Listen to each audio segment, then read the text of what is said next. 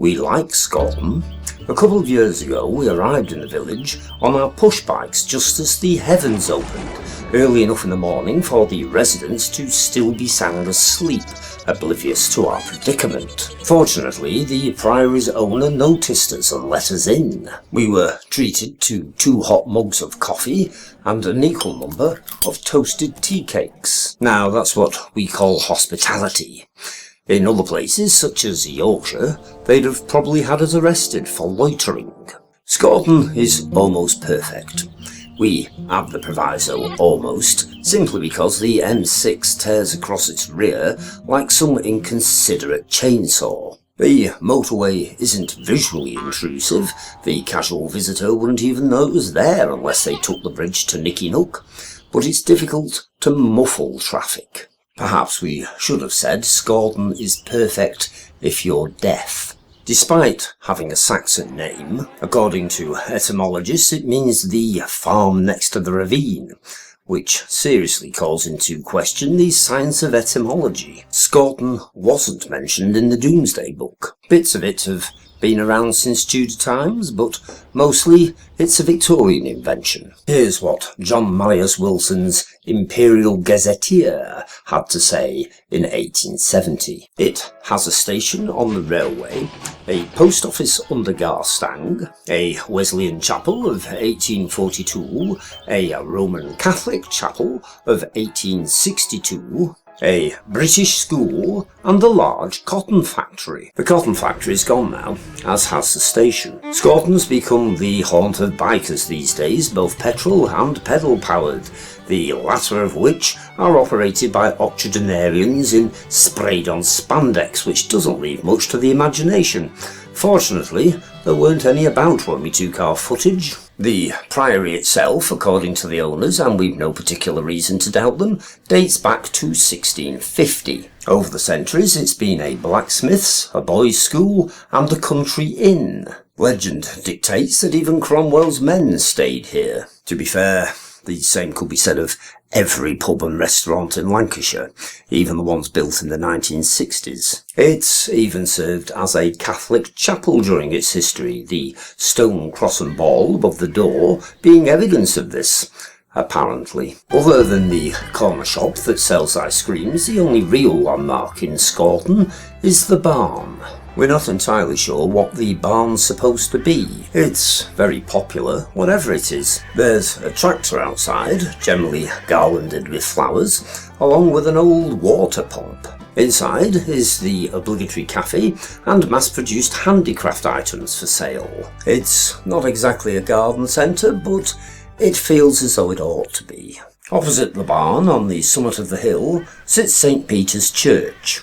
It isn't old, having been built in 1879 for the Ormrod family of Wyesdale Hall, but the view's impressive. The gatehouse at Scorton's worth a mention though, the former entrance to Wyesdale Park, which leads us to the Apple Store Cafe, not to be confused with any computer stores or Beatles-related outlets. The Apple Store Cafe is actually part of the aforementioned Wyesdale Park, which isn't so much a park as an estate, designed by the Lancaster architect E.G. Paley in the Gothic Revivalist style, and built in 1856 for the previously mentioned Ormrod family of Bolton. Both it and the surrounding outbuildings are Grade 2 listed. At one time it boasted the largest fishery in Europe, if boast is the right word to use. Originally a deer park and then later a hunting ground for pheasants, partridges and mallards, following some advice by Ruth Watson on Channel 4's Country House Rescue,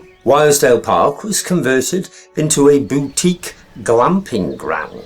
That's camping in posh tents, for anybody who's never heard the word before. Well, it's better than aristocrats getting their jollies by killing animals. To be honest, it's really rather good, although not everybody agrees. One disgruntled customer reviewing the cafe on TripAdvisor complained that when confronting a dog owner about his uncontrollable pets, he shrugged his shoulders and contorted his face like a builder drying his teeth. Back to the south side of Scorton now, and Gubberford Bridge, seen here through the car window just about, because we couldn't initially find anywhere to park. Gubberford Bridge is worth a mention because it's haunted.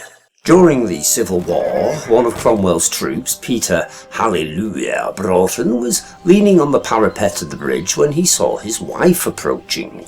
This came as a surprise, as Mrs. Broughton had left him 5 years earlier for another man. Right at that moment, however, she seemed to be more than willing to patch up their differences. Unfortunately, just as their passions were being rekindled, Captain Rupert Roten, a royalist from Woodacre Hall and a sworn enemy of all matters Republican, leapt out from behind the hedge. In a fit of jealousy, Roten stabbed Mrs. Broughton through the heart. It seems that following the breakdown of her marriage, Mrs. Broughton had taken a maid's job at the Royal Inn, Lancaster, where she'd fallen in love with Captain Roten and bigamously married him. However, a mere 2 husbands couldn't satiate her romantic desire. On the evening of her murder, she'd been planning to meet clandestinely with a third party,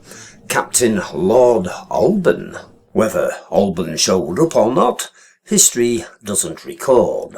Despite their political differences, Captains Broughton and Roten decided to keep quiet about the whole affair. Murder was murder, after all, even during wartime. Secretly, they buried Mrs. Broughton's corpse somewhere close to the bridge, on the riverbank. The crime remained undiscovered for many years, until Broughton revealed all on his deathbed. According to the legend, nowadays, the ghost of Mrs. Broughton / Roten stalks the precincts of Gubberford Bridge every August in search of her husbands. On which ghostly note, click like, subscribe, leave a comment, do something, anything, go outside and breathe some fresh air. We don't care what it is, just so long as you come back here next week for the next episode of Lancashire Footnotes.